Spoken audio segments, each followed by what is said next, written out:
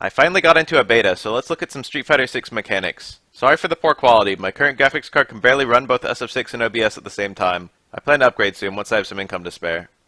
I'm going to frame these assuming players have already played other Street Fighter titles, so if you need more general information on rotating system mechanics, I advise you to look elsewhere. This is my first video on SF6, so let's talk about what's probably the simplest new mechanic, Drive Impact. Drive Impact, as of now, only costs a single drive bar. It's a big swing with lots of startup and 2 hits of armor, and practically speaking, considering the startup and armor, it's very similar to a level 2 focus attack in SF4. On hit, it knocks the opponent over, and throws them quite far away. On block, it still throws enemies quite far away, and it's very safe at -3. Its properties don't change on counter hit, apart from some slightly higher damage. But on punish counter, it causes a crumple, and the attacker gets a nice powerful conversion.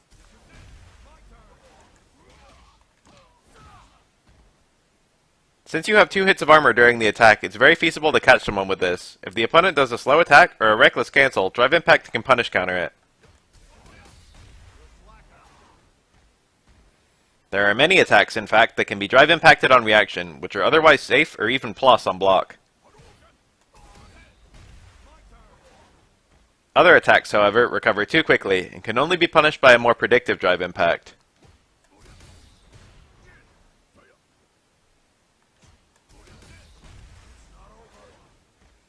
Now, the significant downside of Drive Impact is the distinct visual and sound effect when you use it. Combined with its long startup, this makes it quite reactable, and it can be punished. The most obvious punish is another Drive Impact, which will armor the first one and punish counter it.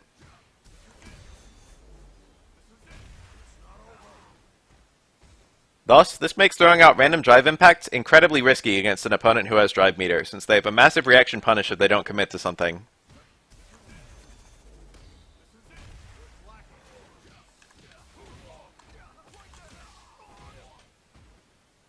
That being said, it's possible to sneak them in simply because the opponent might be caught off guard. I expect this will be harder to do the longer the game is out, and against more experienced opponents. It's also possible to drive parry on reaction to Drive Impact. Drive Impacts are -3 if parried, same as if they're blocked. If you perfect parry a Drive Impact, they're -35. However, your punish combo will be heavily scaled, so you'd rather just counter with Drive Impact of your own.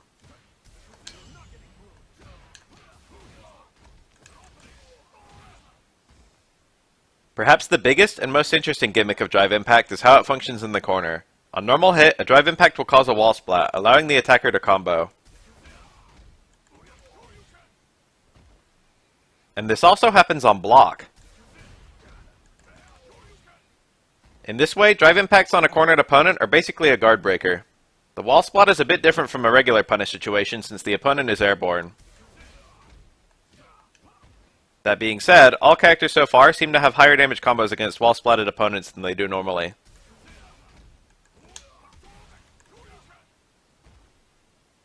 This makes Drive Impact tremendously potent against a cornered opponent, but remember, you're still risking them Drive Impacting you back if you throw it out recklessly. For the record, punish counter Drive Impact causes a crumple, even against a cornered opponent. Drive Parry does prevent the wall splat, but again you'd rather use Drive Impact. If the opponent is burned out, they cannot Drive Impact on reaction to your Drive Impacts. This makes Impact dramatically less risky to use, which means you can go a bit more crazy with them. Additionally, Drive Impacting a burned out opponent into the corner, on hit or block, inflicts a stun. Dizzied opponents are massively punishable even by slow jumping combos, so it seems to be about the worst thing that can happen to you.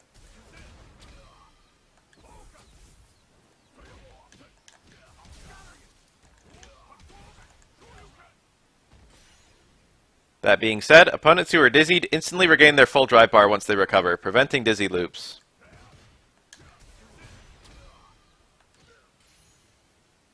What else to say about Drive Impact?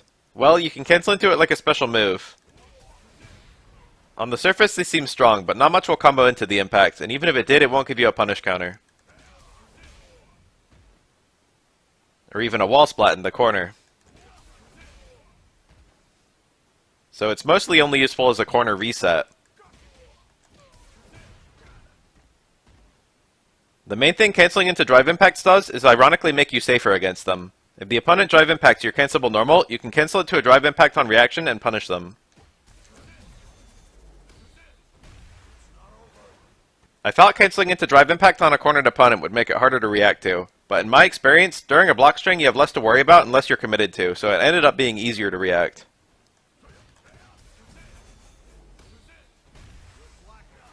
So I had more success with raw drive impact, and a somewhat harder time reacting to it consistently.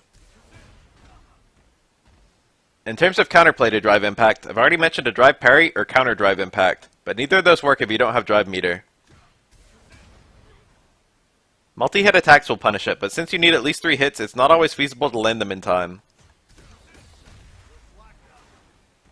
You can jump on reaction, and that will give you a big punish. But it's definitely possible to get hit on the way up. All level 1 supers are invincible and break armor, making them hard counter to drive impacts. This additionally works even with a cancel to super, making it an alluring option. Level 3 super is even better, since you can go into it from special moves. A lot of sequences which drive impact counters get obliterated by a level 3 cancel.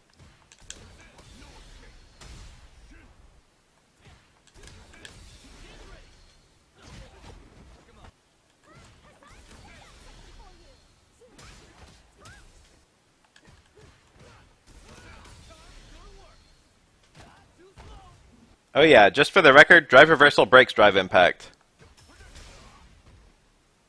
And here's what happens if 2 players do drive impact on the same frame. I think there's probably still some things I didn't mention, but that's almost everything I've observed from playing in the beta. If I left out something important, feel free to tell us in the comments. Next time we'll look at drive rush, which in my opinion is the most important and centralizing mechanic in SF6.